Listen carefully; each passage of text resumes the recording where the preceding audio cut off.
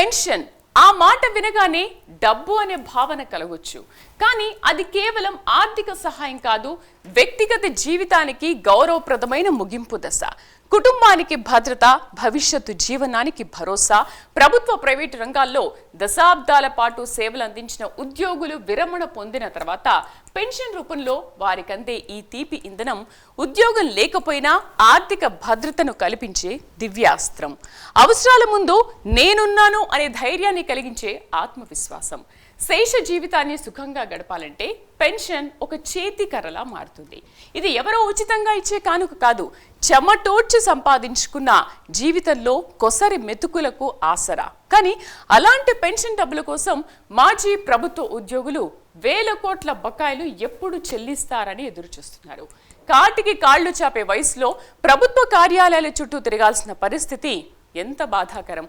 మరణించిన తర్వాత రావాల్సిన సొమ్ముల కోసం ఆధారపడిన కుటుంబ సభ్యులు వేదనతో బతకాల్సిన దుస్థితి ఎంత దురదృష్టకరం. వైసీపీ హయాంలో పెన్షనర్ల బాధలు ఏమిటి, ప్రస్తుతం వారి పరిస్థితి ఎలా ఉంది, ఆ వివరాలు ఇప్పుడు చూద్దాం.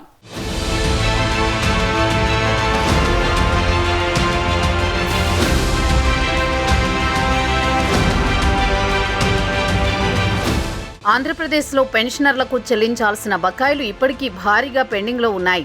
ఇది కూటమి ప్రభుత్వం అధికారంలోకి వచ్చిన తర్వాత ఏర్పడిన సమస్య కాదు. 2019 నుంచి 24 మధ్య వైఎస్ జగన్మోహన్ రెడ్డి ప్రభుత్వం హయాంలో పెన్షనర్లకు చెల్లించాల్సిన మొత్తం సుమారుగా 18,000 కోట్లకు చేరింది. ఈ కాలంలో డియర్నెస్ రిలీఫ్, 11వ పీఆర్సీ బకాయిలు, అదనపు పెన్షన్ కోతలు, మెడికల్ రియంబర్స్మెంట్ వంటి అంశాలు పెన్షనర్ల జీవన ప్రమాణాన్ని తీవ్రంగా ప్రభావితం చేశాయి.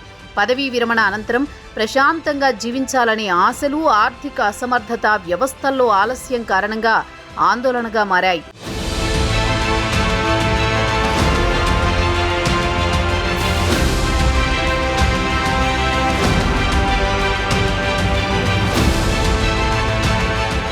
కూటమి ప్రభుత్వం అధికారంలోకి వచ్చిన తర్వాత ప్రభుత్వ ఖజానా ఆదాయ స్థితిని దృష్టిలో పెట్టుకుని మేనిఫెస్టోలో ఇచ్చిన హామీని నెరవేర్చే దిశగా సుమారుగా 3,800 కోట్ల బకాయిలను చెల్లించింది. ఇది ప్రారంభ చెల్లింపు మాత్రమే. గత ప్రభుత్వ హయాంలో డిఆర్ అంటే రిటైర్డ్ ఉద్యోగులకు, డిఏ అంటే డ్యూటీలో ఉన్న ఉద్యోగులకు ఇవ్వాల్సిన ద్రవ్యోల్బణ భత్యాలపై పెద్దగా దృష్టి పెట్టకపోవడం వల్ల వృద్ధుల ఆదాయం తగ్గిపోయింది. అలాగే GPF, Andhra Pradesh government life insurance బకాయిలు కూడా పేరుకుపోయాయి. పెన్షన్ అనేది కేవలం ఆర్థిక సహాయం కాదు, ఇది ఉద్యోగ హయాంలో చేసిన సేవలకు గౌరవప్రదమైన ప్రతిఫలం.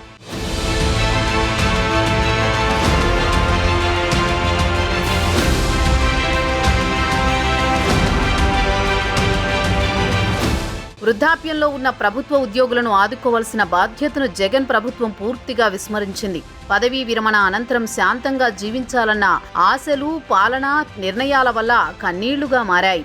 వయసు ఆధారంగా అదనంగా ఇవ్వాల్సిన క్వాంటం పెన్షన్ విషయంలో కనికరం లేకుండా నాడు వ్యవహరించారు. 2019కి ముందు టీడీపీ ప్రభుత్వ హయాంలో 70 ఏళ్ల ప్రారంభంలోని 10% అదనపు పెన్షన్, 75 ఏళ్లకు 15% పెన్షన్ అందించగా జగన్ ప్రభుత్వం ఈ శాతాలను 2 విడతల్లో 3% చొప్పున తగ్గించింది.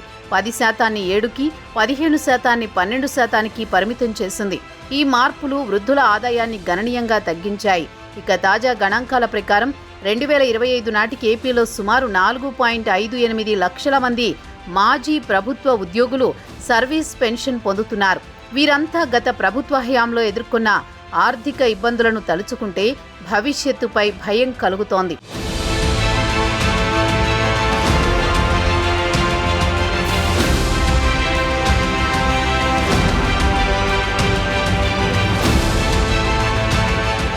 వృద్ధుల జీవితంలో పెన్షన్ అనేది కేవలం నెలవారీ డబ్బు కాదు. ఆయుష్ కాలం అంతా ప్రజాసేవలో గడిపిన ఉద్యోగికి చివరి దశలో అందే గౌరవం. 4 దశాబ్దాల పాటు విధులు నిర్వహించిన ప్రభుత్వ సిబ్బందికి పదవీ విరమణ అనంతరం అందే పెన్షన్ రూపంలో వారి సేవలకు ఇచ్చే గుర్తింపు భవిష్యత్తుకు ఆధారంగా నిలుస్తుంది. పిల్లల పెళ్లిళ్లు, ఉన్నత విద్య, గృహ నిర్మాణం వంటి అవసరాలకి డబ్బులు కీలకంగా మారతాయి. ఉమ్మడి ఆంధ్రప్రదేశ్లో ఉద్యోగి రిటైర్ అయిన వెంటనే రావాల్సిన బెనిఫిట్స్ను ప్రభుత్వం పక్కాగా అందించేది.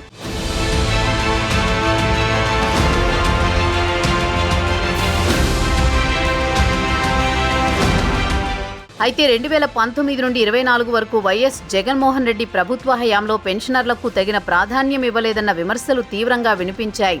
సకాలంలో రావాల్సిన పెన్షన్ ఆలస్యం కావడం, రివర్స్ పీఆర్సీ పేరుతో 27%లో 3% కోత విధించడం వంటి చర్యలు వృద్ధుల జీవన ప్రమాణాన్ని దెబ్బతీశాయి. 1982లో అత్యున్నత న్యాయస్థానం చేసిన వ్యాఖ్యలు ఇప్పటికీ గుర్తు చేసుకోవాల్సినవి. పెన్షన్ అనేది భిక్షం కాదు, ప్రభుత్వ ఉద్యోగుల జీవిత కష్టానికి అందే సంక్షేమ ఫలమని స్పష్టం చేసింది. ఇలాంటి న్యాయపరమైన స్పష్టత ఉన్నప్పటికీ గత ప్రభుత్వ హయాంలో పెన్షనర్లకు ఇవ్వాల్సిన డిఏలను ఇతర పథకాల కోసం డైవర్ట్ చేయడం వల్ల నేటికీ ఆ డిఏలు పెండింగ్లో ఉన్నాయి. ఇది కేవలం ఆర్థిక సమస్య కాదు, వృద్ధుల గౌరవాన్ని, భద్రతను, భరోసాను తుంచేసిన వ్యవస్థ వైఫల్యంగా ప్రజలు భావిస్తున్నారు.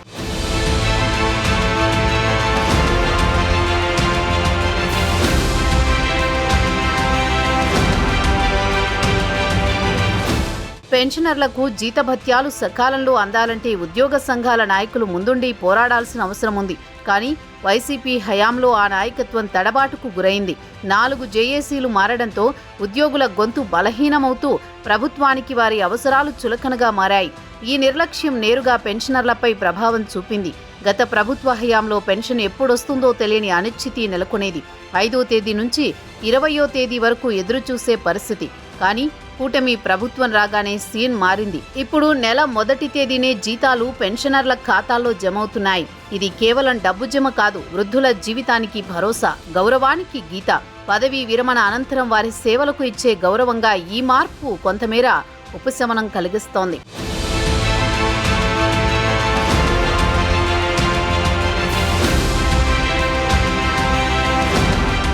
కూటమి ప్రభుత్వ విజయంలో ఉద్యోగులు, రిటైర్డ్ ఎంప్లాయీస్ కీలక పాత్ర పోషించారు. గత ప్రభుత్వ హయాంలో బకాయిల కోసం ఎన్నోసార్లు వేడుకున్నా, ధర్నాలు చేసిన ప్రయోజనం మాత్రం శూన్యంగానే మిగిలింది. ఒక్కొక్క పెన్షన్దారుడికి సుమారు 3 లక్షల రూపాయల వరుస బకాయిలు పెనవేసుకున్నాయి. ఈ నేపథ్యంలో ఎన్నికల హామీల్లో భాగంగా కూటమి నేతలు ఉద్యోగులు, పెన్షనర్లకు భరోసా ఇచ్చారు. ఖజానా ఆదాయాన్ని బేరీజు వేసుకుంటూ కొద్దిగా చెల్లింపులు ప్రారంభించారు.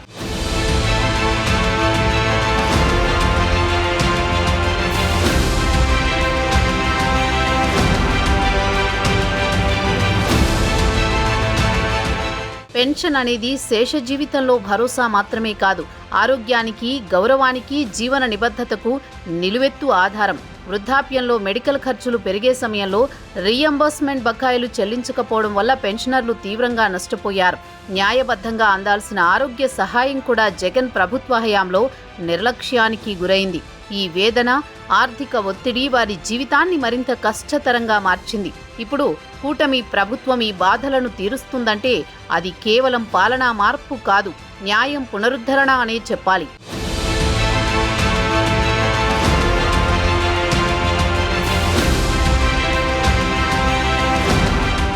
పాలన కుంటుపడితే అభివృద్ధి పరారవుతుందన్న నిజాన్ని ప్రజలు వైసీపీ ప్రభుత్వ తీరుతో స్పష్టంగా గ్రహించారు. పెట్టుబడులు పెట్టే కంపెనీలు రాష్ట్రాన్ని వదిలి పొరుగు ప్రాంతాలకు తరలిపోవడం, పెట్టుబడిదారులే కరువవడం, ఈ అన్ని పరిణామాలు ఆర్థిక శూన్యతకు దారితీశాయి. ఈ పరిస్థితులు పెన్షనర్ల సొమ్మును పక్కదారి పట్టించి సంక్షేమం పేరుతో మాజీ ప్రభుత్వ ఉద్యోగులకు పంగనామాలు పెట్టారు. గత నిర్లక్ష్య పాలన ప్రభావం నేటి ప్రభుత్వంపై కూడా పడింది. హెల్త్ కార్డులను ఆసుపత్రులు తిరస్కరించడం వల్ల అత్యవసర సేవల సమయంలో రిటైర్డ్ ఉద్యోగులు పడుతున్న అవస్థలు వర్ణనాతీతం. ఇక్కడే మరో కీలక అంశం వెలుగులోకి వస్తోంది. హెల్త్ కార్డ్ అనేది ప్రభుత్వం ఉచితంగా ఇవ్వడం కాదు, ప్రతి ఉద్యోగి నుంచి సంవత్సరానికి 3,600 రూపాయలు వసూలు చేస్తోంది. కానీ ఆ కార్డు ఆసుపత్రుల్లో అమలు కాకపోవడంతో నెల నెలా చెల్లించే రుసుము కూడా వృధా అవుతోంది. ఈ కారణాలన్నింటినీ నేటి ప్రభుత్వం గుర్తించి హెల్త్ కార్డు స్థానంలో నగదు రహిత ఇన్సూరెన్స్ కార్డును అందించాలన్నది పెన్షనర్ల ఆకాంక్ష. ఇది కేవలం ఆరోగ్య భద్రత కాదు, వారి జీవితానికి అండగా నిలిచే న్యాయబద్ధమైన చర్య.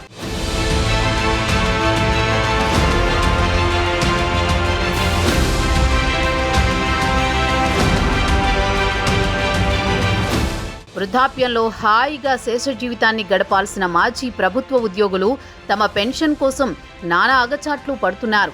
బాధలు చెప్పుకోవాలన్నా, ప్రయోజనాలు తెలుసుకోవాలన్నా చెప్పులరిగేలా వివిధ శాఖల చుట్టూ తిరగాల్సిన పరిస్థితి నెలకొంది. ఆరోగ్య సమస్యల పరిష్కారానికి, మెడికల్ బిల్లులు, హెల్త్ కార్డుల విషయంలో వైద్య సేవా ట్రస్టు వద్ద, పెన్షన్ ఇష్యూలపై ట్రెజరీ కార్యాలయాల వద్ద మాజీ అధికారుల వద్ద ప్రదక్షిణలు చేయాల్సిన దుస్థితి ఏర్పడుతోంది. ప్రత్యేకించి పెన్షన్ రికార్డుల నిర్వహణలో ప్రభుత్వ నిర్లక్ష్యంగా వ్యవహరించడం వల్ల అవసరమైన సమాచారం లేకపోవడం, మార్పులు సూచించే వ్యవస్థ లేకపోవడం పెన్షనర్లకు మరింత ఇబ్బందిగా మారింది. వయసు రీత్యా పెన్షనర్లు మరణించిన తర్వాత వారి కుటుంబ సభ్యులకు పెన్షన్ బదలాయింపు జరగాలంటే ప్రభుత్వ కార్యాలయాల చుట్టూ తిరుగుతూ కుయ్యో మొర్రో అంటూ తలలు బాదుకునే పరిస్థితి ఏర్పడుతోంది.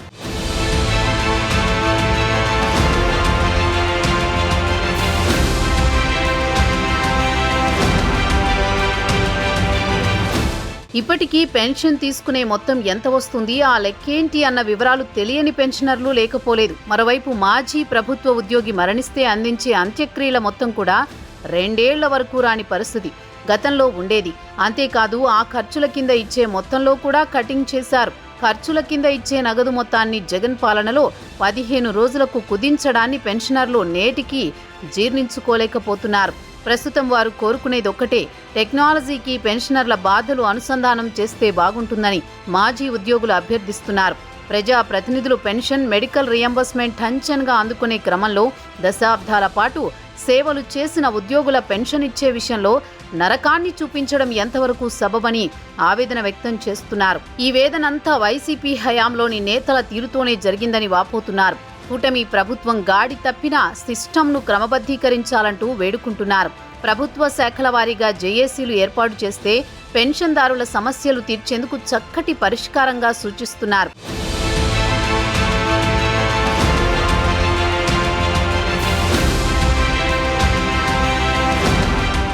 ఇటీవల కాలంలో ముసలితనంలో తల్లిదండ్రులను పట్టించుకోలేని బిడ్డల పోకడ పెరుగుతోంది. తమ అభివృద్ధికి కారణమైన పేరెంట్స్ ను పరాయి వ్యక్తులుగా చూసే పరిస్థితులు కొందరిలో కనిపిస్తున్నాయి. అలాంటి వృద్ధులలో పెన్షన్దారులు కూడా ఉన్నారు. వృద్ధాప్యంలో చేయూత, అవసరమైన సమయంలో కన్నబిడ్డలు దూరంగా ఉండడం, ఒకవైపు మెడికల్ ఖర్చుల కోసం ప్రభుత్వం ఎప్పుడూ పెన్షన్ బకాయిలు చెల్లిస్తుందా అని వేచి చూడడం, మరోవైపు ఈ రెండూ కలిసి వారి జీవితాన్ని మరింత కష్టతరంగా మారుస్తున్నాయి. ప్రత్యేకించి రాష్ట్ర ప్రభుత్వ మాజీ ఉద్యోగులతో పోలిస్తే కేంద్ర పరిధిలో ఉద్యోగుల పరిస్థితి కొంత మెరుగ్గా ఉందని చెప్పాలి.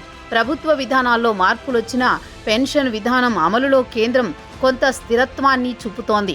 అయితే కోవిడ్ కాలంలో ఆర్థిక ఒత్తిడిని సాకుగా చూపుతూ నిలిపివేసిన డిఏ, డిఆర్ బకాయిలు మాత్రం ఇప్పటికీ పెండింగ్లోనే ఉన్నాయి. ఈ నేపథ్యంలో ఏపీ ప్రభుత్వం పెన్షన్దారుల సమస్యలను ప్రాధాన్యతతో పరిష్కరించాల్సిన అవసరం ఉంది. లేకపోతే గత పాలనలో ఎదురైన బాధలు కొత్త పాలనలోనూ కొనసాగుతాయన్న భయం పెన్షన్దారుల్లో నెలకొంటోంది. ఎన్నికల సమయంలో చంద్రబాబుపై పెట్టుకున్న నమ్మకం నీరుగారిపోవడం ఖచ్చితమని ప్రజలు భావించే పరిస్థితి ఏర్పడవచ్చు.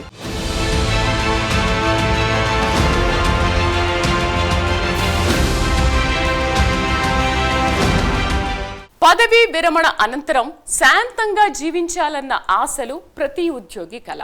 కానీ ఆ ఆశలు వృద్ధాప్యంలో వేదనగా మారినప్పుడు అది కేవలం పాలనా వైఫల్యం కాదు, సమాజం గౌరవాన్ని కోల్పోయిన సంకేతం.